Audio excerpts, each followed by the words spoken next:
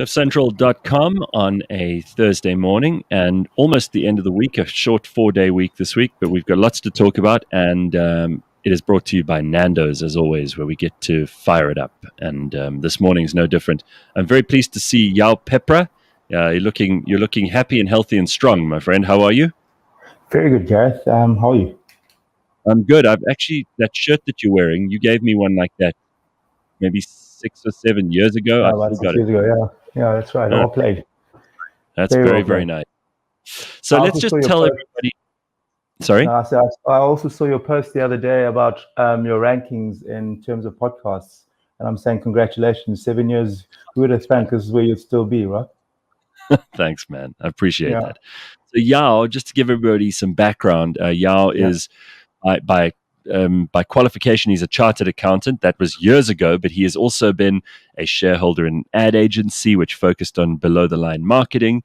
He's got businesses in Ghana, Nigeria, Kenya, among others. In 2015, he was part of the team that set up something called the Silibona Educational Trust, and they sponsor young women from previously disadvantaged backgrounds in university attendance. He's also a member of the board of trustees of the St. Dunstan's Association for South African War-Blinded Veterans. And he is currently working with the Western Cape, right? You're in the yeah. kind of in that space where you guys deal with it with Westgrow, right? That's right. Yeah, yeah. So Okay. I just want to correct What you is quickly on the business on the initial thing. I don't have the business the ad agency that I was part of. Actually, I helped them set up some operations out there, but I don't have businesses there. Oh, okay. So, Well, I mean, yeah, it was kind of all under the same rubric, though. yeah. I know. Just tell me about Westgrow, because I've heard this name bandied about, and sometimes they come up in the news. What Yeah. is Westgrow? What do they actually do? So, I mean, it's in a nutshell, it's the Western Cape's investment promotion agency, but we not only focus on investment, we do tourism, exports, and film promotion as well. Every single province has got an agency similar to ours. So there'll be Uh-huh. GGDA in Gauteng, there's ECDC in the Eastern Cape, TIKZN in KwaZulu-Natal.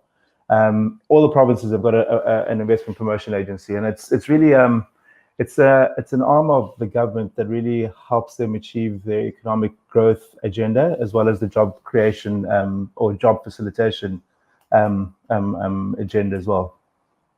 So, what do you do for them? Yeah, are you involved in the work that they do around overviews and risks and opportunities, or are you one of the people who makes those things happen? Yeah, so I mean, I guess right now I'm part of the Exco. My role, so there's, as I said, there's four mandates that we have: tourism being one, exports, investments, and film being the other four. So my role looks after exports, film, and investment promotion, as well as we've got a partnership with the Invest SA One Stop Shop, so the national part of the DTIC, which I look after as well, and then also we recently set up something called a district unit, because we were finding that a lot of our investments were landing in the city of Cape Town. And so Right. how do we take the services that we offer to the rest of the province outside of the city of Cape Town? So the district unit is focused mainly on trying to help all the other municipalities. We've got great offerings, how we help them realize that and how do we help them take that to market. Now, tourism, since it's part of the portfolio, tourism has had a really, really tough time. I've seen this week a lot of headlines from people in the tourism business who are wailing about, and rightly, justifiably so, how lockdowns basically destroyed their business. And I know that there are hotels and there are people who are very much more involved in travel and tourism on a daily basis. Things like transport.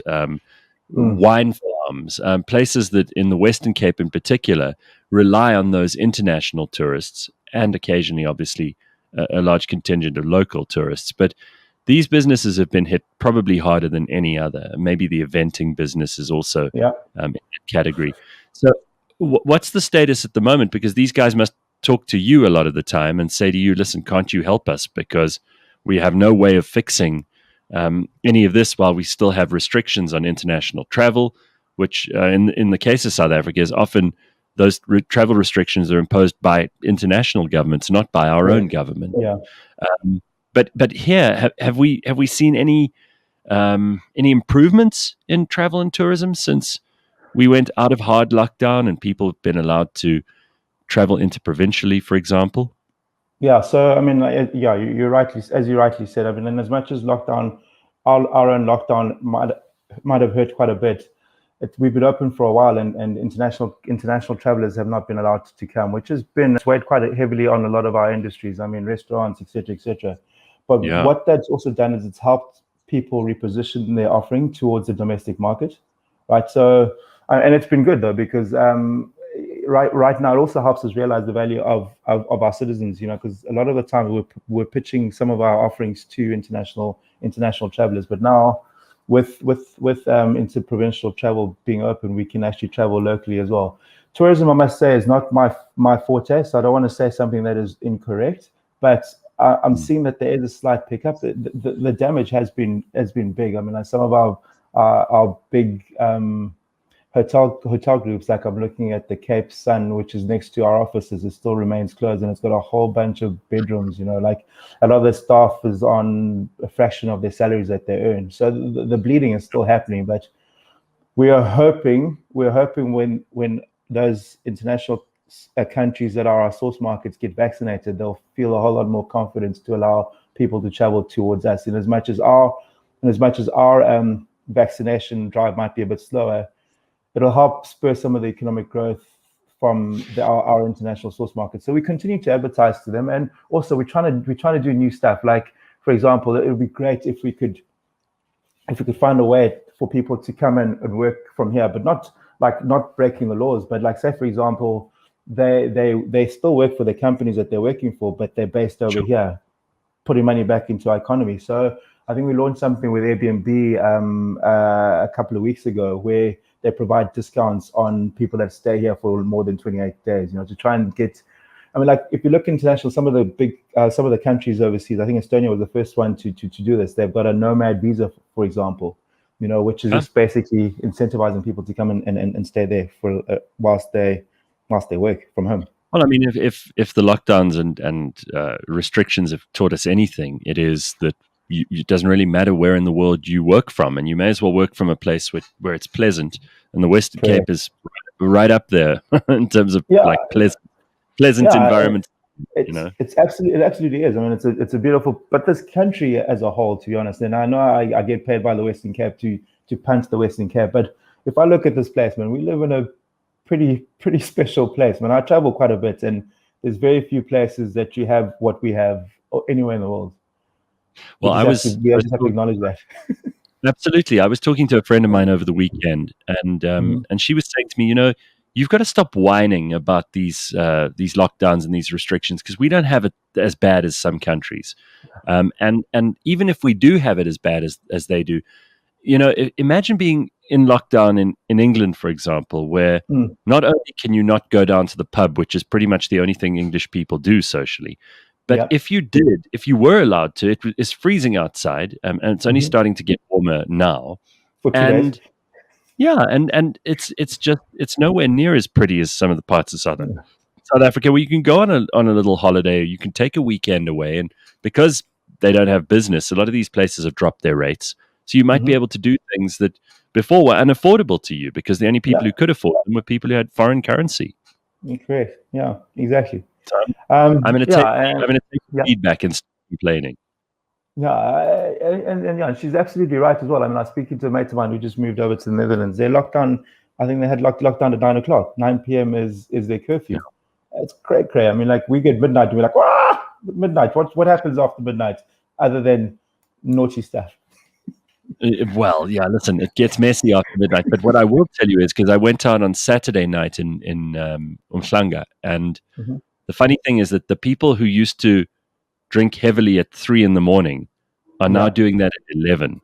So, in other words, they've condensed Yeah. their social hours to a much more narrow window, but they're still doing the same amount of Yeah. drinking and partying. It's just Which been condensed. which is good for because I know the liquor industry was also quite hard Mm. hit, and a lot of jobs were shed in that industry. But also, I mean, like I mean, it's a conversation that's been thrown around quite a lot, in that we have to also look at how our relationship with alcohol in this country, right?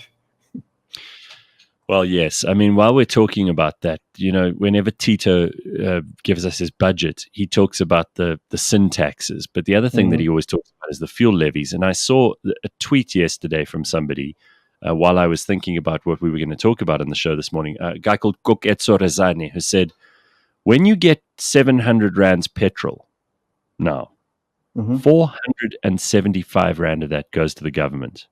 Cheapest. And obviously, they're going to say it's to build roads. They're going to say it's to, keep infrastructure up and to make sure that there's a free flow of traffic and metro police and whatever else they say they're going to have to pay for with that.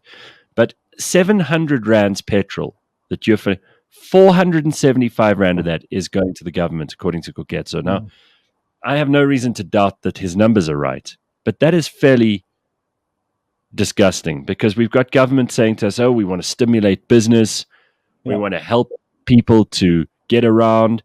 If you have to catch 4 taxis, as many South Africans do, to get to work in the morning, and the petrol price goes up, the taxis aren't taking that pressure on themselves. They pass it on to the customer. Yeah. And someone who's spending more than half their salary on transport, like a domestic worker or someone who's working in like menial labor somewhere, those people are not able to fight this fight. And don't tell me that government is helping anybody except themselves by making more than half the cost of every tank of petrol a tax. And that's what it is. It's a stealth tax. And then I sit there and I think about it. So in 2010, they built some pretty slick roads, right? And then they got this company to come and put up these funny things that we said, no, we're not paying for it. But it still cost money for us to build like those 4 lanes, because my folks used to live in the West Rand, and those 4 lanes made a difference, right? We travel like they're looking at the N1. We travel those roads quite regularly, right? But nobody's paying for that. So how is that going to happen? Right. Well, so they have to find the money somewhere. This is the problem, though. I mean, I don't buy that argument from government because before they started tolling us for the 2010 World Cup, which is the only bit of pressure that government's ever had to deliver, and I think they felt it maybe because Sepp Blatter was unofficially our president at the time and he kicked some ass.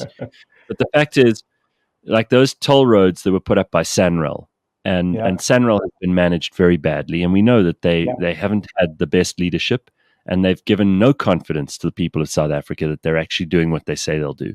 Now, those roads, we should be building roads anyway. If the petrol levy is as high as it is, and more than half of the cost of every tank of petrol is going to government, that should more than be sufficient, considering that those are the people on the roads anyway, to pay for that road infrastructure. So don't then on top of that add more e-tolls. And let me tell you, those e-toll bills, even though they've got those cameras up and those gantries, and I think they thumbsuck that stuff out of nowhere. And also the costs they've never been able to justify. Here in Gauteng, people have decided they're just not going to pay. And the government here, the Gauteng provincial government said, we're backing the people on this one, which is a good thing.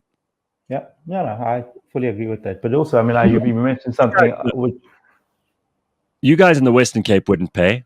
I mean, you've said no toll roads that every time they've even suggested it, it's been squashed immediately. It's not going to happen. Not going to happen. No. But you also mentioned something which is quite key in terms of confidence, and I think that's one of the things we need to work on. How does government build confidence with the private sector? Because, like, I know that our topic is really about where we're at and stuff, and for me, the biggest driver for us, or the biggest way for us to grow, is for government to realize that they are actually facilitators and not controllers of the economy. They should provide a platform where the private sector says, okay, cool, I'm sitting on a pile of cash. This is where I want to put it.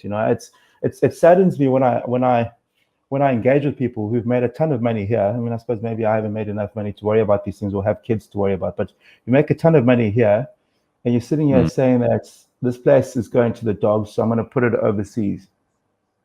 What will happen is a self-fulfilling prophecy, right? Because you're taking the money that you've extracted from the economy, instead of putting it back into the economy, you're taking it out and it's sitting somewhere, maybe earning you nothing, but it doesn't matter. At least your money is safe, So it's just that's part of the work that we have to do, is try to convince people to reinvest here or help them reinvest here, Well, we've got to give them good reason to do that. And the first thing you do is you don't tell people that property is all determined by the capricious ideas of whatever government happens to be in charge. And things like expropriation without compensation are not going to bring investment running back to the country in any huge hurry.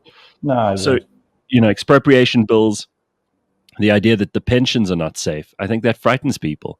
And I think it frightens very sensible people, not scaredy cats, not people who are terrified of everything, not paranoid people, but sensible, hardworking folks who've spent their life putting away a little bit so that they don't have to be poor in old age. Yeah. And now they see like, some government minister saying, no, but we can use that pension money to pay for Eskom's problems. It's not your money, government. It doesn't belong to you. You've already taxed people. Remember, that money has already been taxed. Yeah. You can't now take from it because those people have decided to save it somewhere. That's unacceptable. That's theft. Yeah. I mean, on the one, I can't argue with that though. But I also, I mean, like, you've been around since '94. I've been around since '94, and since '94, I've been hearing that this place is going to the dogs. I've heard that ad nauseum, and here we are. What? I mean, I look at if I look at. I mean, my favorite thing used to be those people who would say to you, "No, it's definitely going the way of Zimbabwe." They'd always say Zimbabwe, like that's always the most, the most possibly horrible example of where you could end up. And I think there's too many people that actually care in this place for it to go down the same path. Touch wood. Definitely. I sit there and I like I hear so many of us complaining about where we're at and where we're going, and where we're at and where we're going isn't exactly where we should be. And that's why people care, I guess, because we should be a whole lot better than we are. Have you gone, Garrett? No, I've just put you on the main screen. Don't panic. Where we are is not exactly where we should be as a country. If you look at our potential, we should be so much further than where we are. But if I look at the intervening period since '94, this country has made some serious strides. We've gone back in a lot of ways, but we've managed to build a middle class that actually feel this economy, right? A lot of people have made more money now, like families that have been in this business, made more money now than they ever have before, right? We have, as you rightly point out, we brought a lot of people, a couple of million people out of poverty.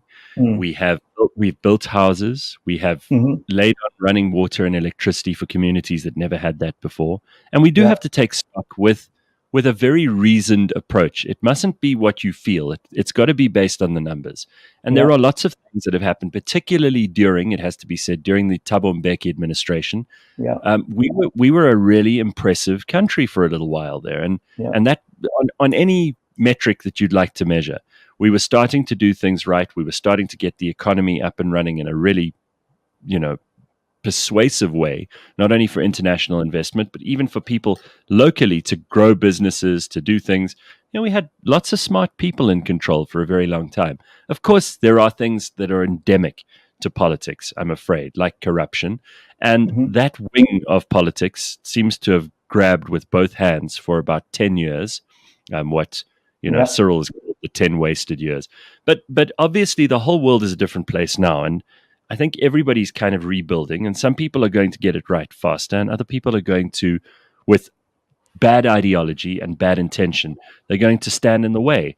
Now, let's just turn our attention, since the Burning Platform often ends up being about politics. Let's turn our attention to where there's an ongoing problem, and I think that the fact that government have to be taken to court so much of the time in order to be forced to do the right thing is a real waste. It's a real waste of South Africa's money and resources to be compelling ministers, to be compelling departments, to be compelling the people who spend the money to do their jobs. And just this week, thanks to the hard work of NGOs like AfriForum, ivermectin has been made available to doctors to prescribe to their patients. Now, how government thinks it needs to be involved in whether or not a doctor decides what's right for a patient or not is bizarre.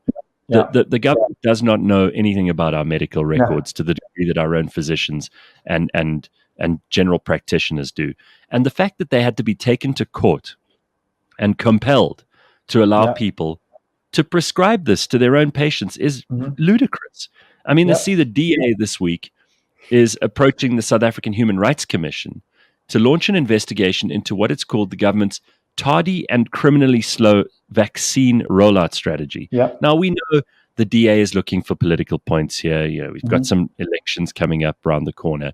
So obviously, but they're not wrong though, because like if you look at, sorry, Gareth, to break your word, but like if you look at where we are as a country, like right now, the most important thing for us is to make sure the majority of us are vaccinated or immune, or not immune, but like have a much lower reaction to this virus. I mean, that's what's holding us back. So that we have to try and be faster. I mean, like I read a post the other day, a tweet that it's going to take us more than 10 years to vaccinate 75% of our population. Crazy. Unacceptable. I mean, that is crazy, and it is criminally slow. So I'm with the DA on this, and we know that they're getting political points, but it's part of their job to do this. So I don't hold it against them. The health spokesperson, Siviwe Warube, said that South Africa began its vaccine rollout exactly 7 weeks ago with the Johnson & Johnson Sisonke trial. Apparently, to date, just over 269,000 healthcare workers have been vaccinated. It's a fraction of the target that had been downgraded to 600,000 from just over 1 million.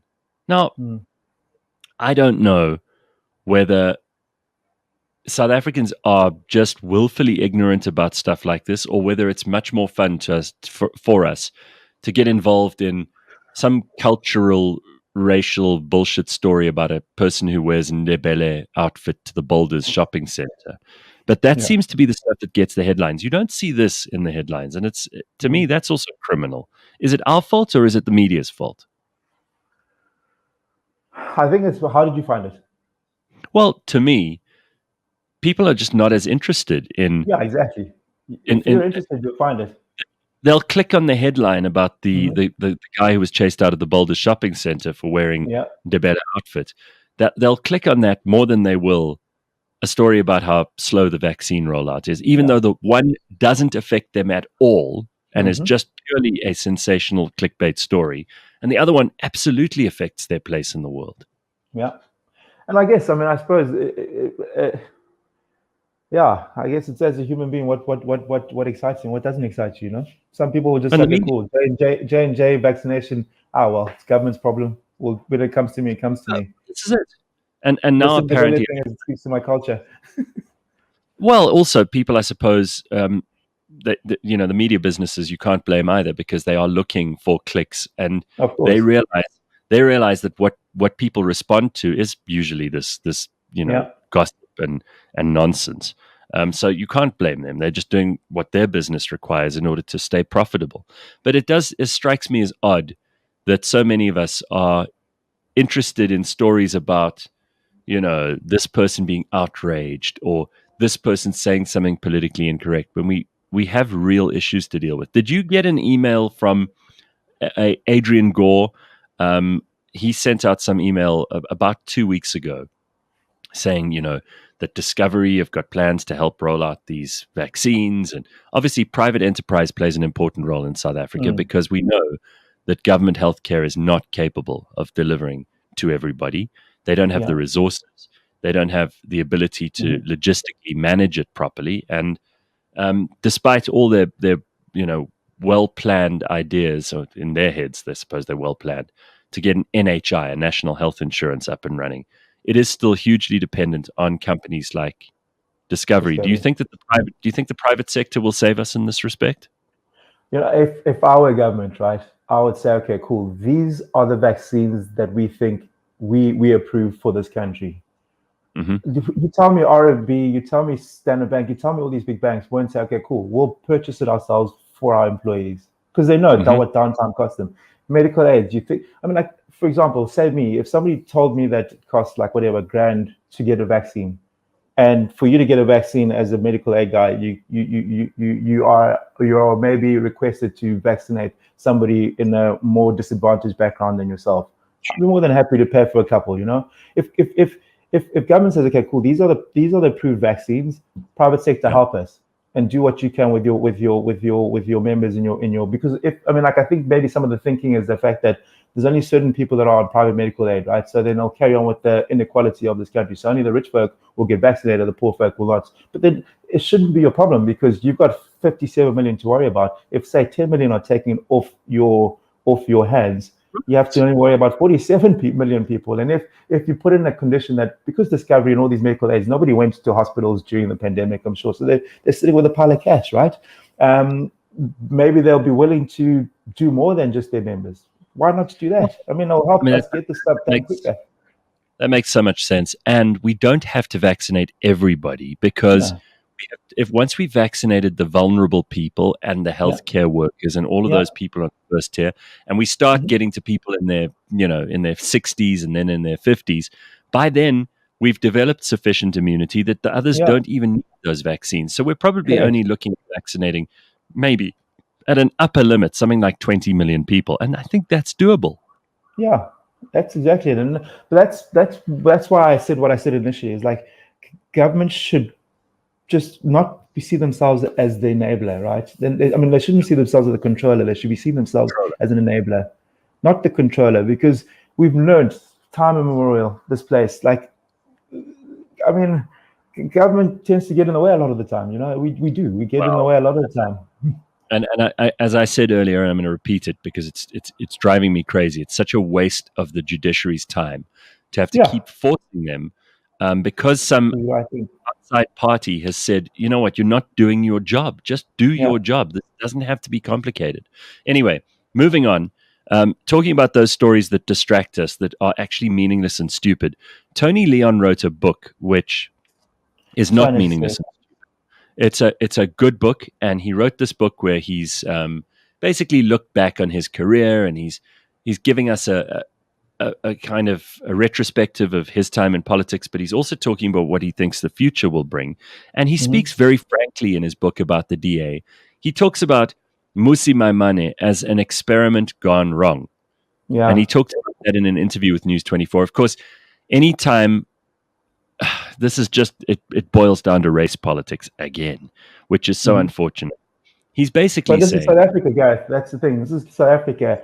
This is how we were built, right? This is how we've been built for the while. In our heads, like you see a person before you see a race before you see a person. It's sad. I mean, I don't care who tells you what. That's the South Africa we live in. I could be walking across the road. Well, actually, let me just give you another example. I could be standing at a door at a bar with a bottle in my hand, and then somebody will ask me, think that I'm a bouncer.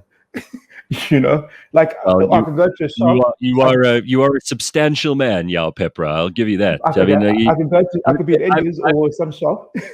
I've been out in Cape Town with you, and even in Joburg, and people give me much less trouble when you're around. That's a bad example then. But I could be in a shopping mall, and somebody be asking me for a different size. I'm like, I'm not even dressed like I've got shorts on. I don't even look like I work here. Anyway, moving along. Sorry. But it's very patronizing, and I agree with you. So unfortunately, what's happened here is instead of people going, well, I think Tony's trying to say that Mmusi wasn't the right guy at the right time, and maybe there was a little bit of window dressing going on here, which I think people kind of said about Mmusi when he was the leader. The same people who are now complaining that this is racism were the very ones saying he was a model, because I think they found like that he was like a model in fashion magazines or whatever it was before then, and he was almost groomed for the position. Of course, they were saying that then. Now they're on his side because it's Tony Leon saying this. But Tony Leon said in this interview that he thought that there were things they could have done better around making Mmusi Maimane the leader, and maybe having managed that process better, which is something that Helen Zille and Mmusi Maimane might agree with in times where a cool head prevails. Of course, because there's this element of perceived criticism now, Maimane has described the statement as dehumanizing and deeply offensive. The former DA leader said he left the party because his attempts to transform the organization failed. So on his way out of the building, he's setting fire to it. He says, I wanted the people to really be that party that sits in the center. That reason was rejected by the DA. And as you've opened up now, it's been a return to the Fight Back campaign and the consolidation of minoritism, which is not a project I'm willing to be engaged with, which is why I had to leave, Maimane said. That's not what he said when he left. This is now what he's saying. when he left, he was like, you know what, I'm finished here. I've done my work. I feel like I've made a contribution, but it's time for me to move on and do different things. That's what he said then. Mm. So he's changing this because he's hurt by Tony Leon's comments. Frankly, I mean, I'm from radio, and what happens in radio is they put you on a show sometimes, and if it works, they pat themselves on the back as management. They're like, "Oh, this was a great decision, and the ratings are good." And if it doesn't go well, then they say, "Well, you were crap." Yeah, Gareth, useless. Right. So, and I've maybe got a thicker skin than politicians, but you would expect someone like Mmusi Maimane, if he wants to be taken seriously, to be able to deal with these comments, to be able to say, you know what, and to be the bigger man, frankly, to say to Tony Leon, listen, dude, you were a leader of the DA. You might have done some impressive things, but you didn't exactly leave it the way I would have left it, or I could have done this better, or whatever. But this is now, we're seeing almost like a family feud play out on national news. It's not going to be good for the DA in the long run. This is very bad for the party. Yeah. Politics, no matter who you say. Dude, like I sit here and I just look at politics and politicians, and I just, like, right now, if I could have it my way, I'd have like ANC nuked, the DA nuked, and then the best of both find each other and they form this super party for us. Because right now, like, it's so sad for me, because for the longest time, the ANC has been like scoring gaping own goals, shooting themselves, bah, bah, bah. But there hasn't been an opposition party that has been able to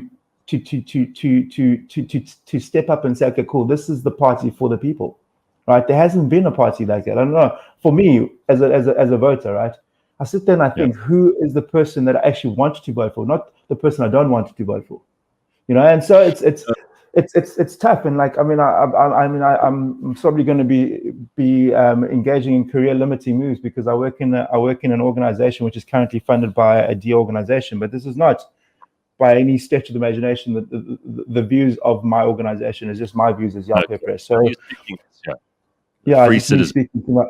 me speaking to my mate Gareth. But it saddens me, because they're in such a good position to do more. I mean, they run a good province here, Like, for example, when was it? Last elections, there was a slogan that says "registered to keep the ANC and the EFF out." That's not the right slogan for me, because there's a lot of stuff that I know that they do. Like, there's land reform stuff that they've been part of, which they should be putting out there. Like, irrespective of this whole expropriation without compensation, there's some good stuff that they are doing, which they should be putting out there. And I suppose they might have it in on their websites and stuff, but it just doesn't come out to the fore. And this nonsense comes out.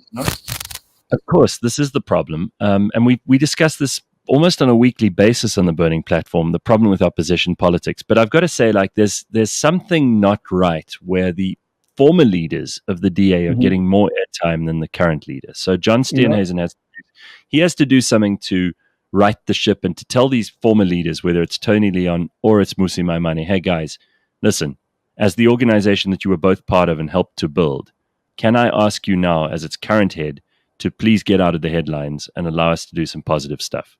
And if he doesn't do that, then he's not a leader. Yeah, I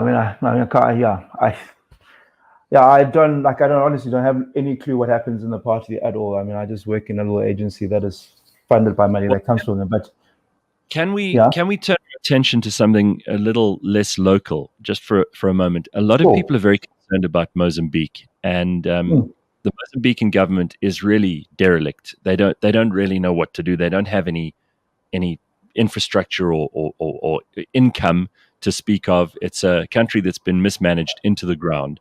In some ways, it's probably one of the worst examples in Africa. And it's embarrassing that in 2021 we still have to have the kinds of stories that we used to see in the 1970s and 80s from these failed regimes.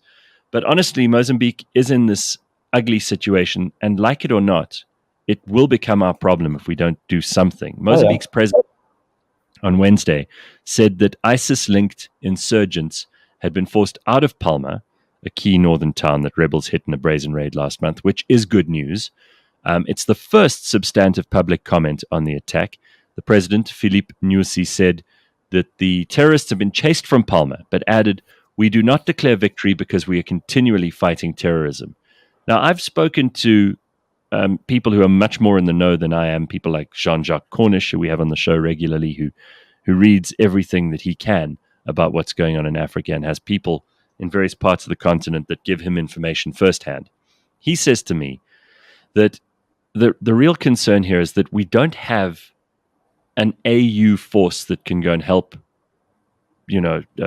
speed along the efforts of the Mozambican Defense Force, if there even is such a thing. And South Africa's, SANDF is hardly well positioned to do this too. I mean, we couldn't even help in Lesotho when we went in there disastrously a few years ago. So who will come to our aid? Because we're always looking for African solutions to African problems, as Thabo Mbeki used to say. Yeah. But in this case, I don't know that we have any solution at hand. No, I don't believe that either. But you mentioned the AU, and with respect, I don't know. It's similar to me. It's similar to the UN to me. It's like a random Toothless organization. Yeah, I wanted to say that, but I was like, it's not like if I was dying, I wouldn't be relying on the AU to come and save me, to be honest. So I will have to once again rely on the G7 to come. One of the big companies. And apparently, I read somewhere that Russia is actually the country that's actually helping them.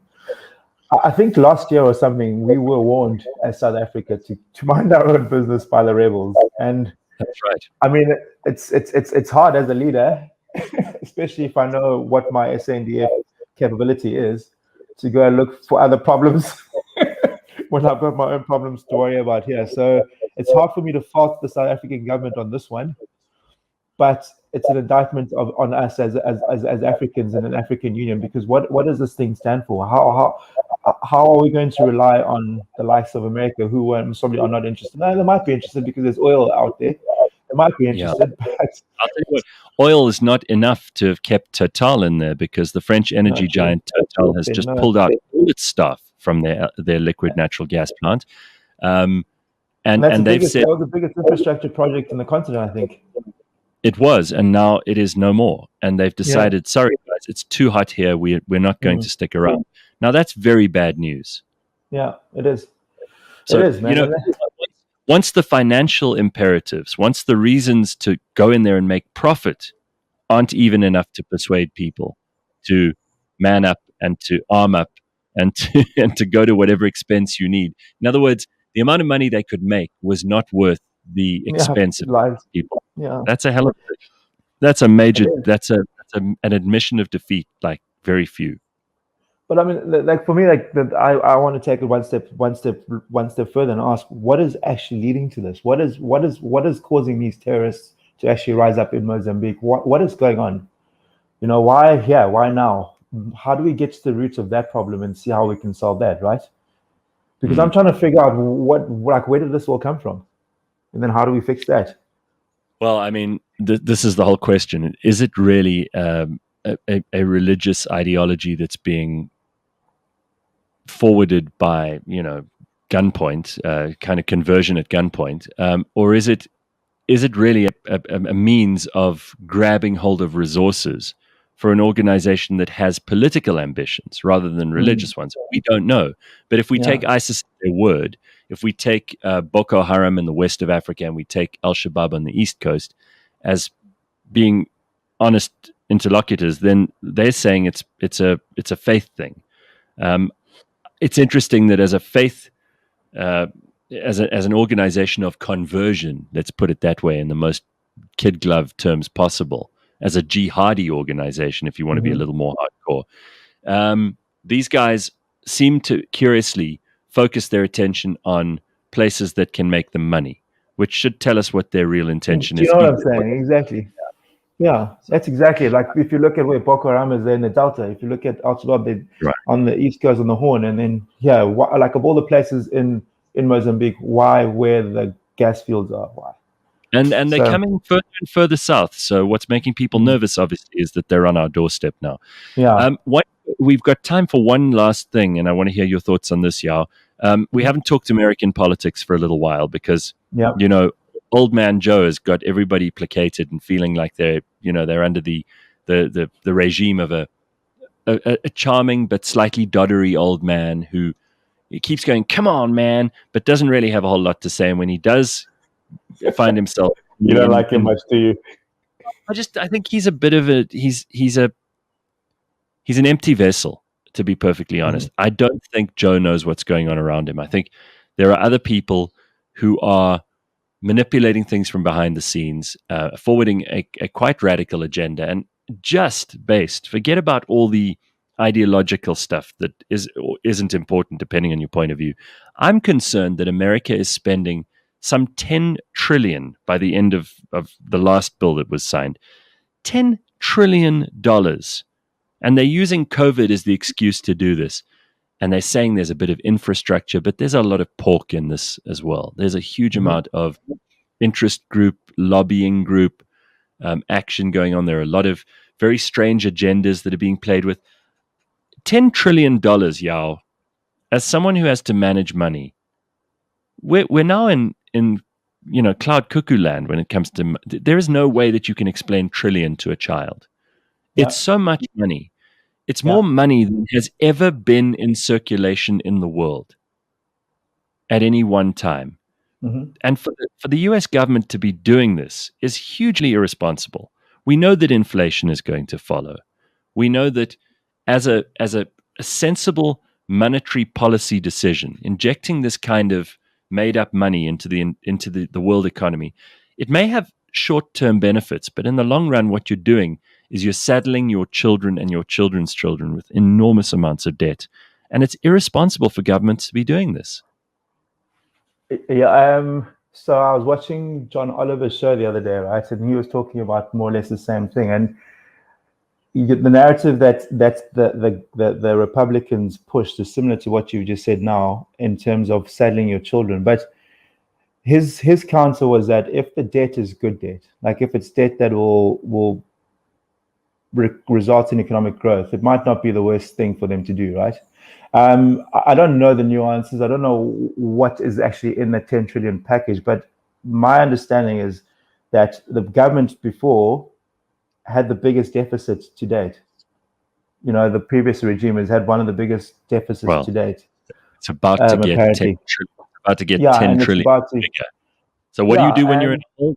When you're in a hole, you keep on digging. That's what just. Of course. But okay, so we wanted our government to throw more money at this whole COVID recovery thing, right? They've got the money to print to do this thing. It's like you're damned you do if you're damned if you don't. I mean, I know that there will be inflation and whatever down, but I'm hoping that they're smart enough to actually counter that. I don't believe there's good debt and bad debt. You know, sometimes you have to spend. I mean, people will say that you having a bond on your house, that's good debt, but bad debt is owing on your credit cards, for example. Yeah. I don't know that for America, just because they are the world's biggest economy at the moment. And I mean, I heard Alexandria Ocasio-Cortez say something like, well, we're the biggest economy. We can find 10 trillion. This is coming from someone who's never run a business, someone who really does not know how to manage money at all. I mean, she was a bar lady before this. And I'm not making a slight against bar ladies. Many of them have been very kind to me over the years. But I will say that Alexandria Ocasio-Cortez, to say that 10 trillion is not a big deal is ridiculous. And they're not spending, governments don't make money. Yeah. They have to use a proportion of the money that the people in that country are generating through creating value, through trade with each other. And to them to sign off a $10 trillion check, to me, is just a sign that America is going to hit the skids very, very soon and go into terrible decline. And remember, when they catch a cold, we all get very, very sick. Yeah, but then in that same vein, if they're circulating $10 trillion, some of it might come our way, right? Our exporters might benefit. There's money in the system for us to fuel our economic recovery too, right? I mean, I don't, like right now, I don't have a crystal ball to see how this is going to look in the future. Like people say that this is bad and whatever else have you, but you never know what it results. If they build a whole lot of infrastructure, trains, train lines that they need to fix, the roads network and stuff, that it might end up being positive for the children going down the line. Who knows? But if you're going to say, if you're going to say it might be good for their children, and building railways like it's 1897 is going to give America a second try at an industrial revolution. To me, if you're going to make those kinds of gambles, don't do it with $10 trillion. Do it with a couple of $1 billion if you have to, you know? Cool. Yeah. It's madness. And all they're trying to do is artificially stimulate things. The economy is already recovering. America doesn't actually need this. The economy is coming back, and at record numbers in terms of what the economists in the US are saying. COVID is pretty much a thing of the past, so that's not an excuse anymore. They're on a spending spree, and it's outrageous. Yeah. All right. We're going to have to leave there. I appreciate you being on the show this morning. Thank you. I know you only joined so that you could see Pumi, and she's unfortunately been waylaid this morning. But thank you very much, Yaw Peppra. It's always good to have you on. And always a good chat, bro. Thanks for a good conversation. If you would like to suggest anything for the Burning Platform, please do gareth@cliffcentral.com. And Yaw will probably join us at some date in the future with some more analysis and conversation. Thanks so much, Yaw. Good to see you. Always a pleasure, bro. Take care. Have a good Thursday.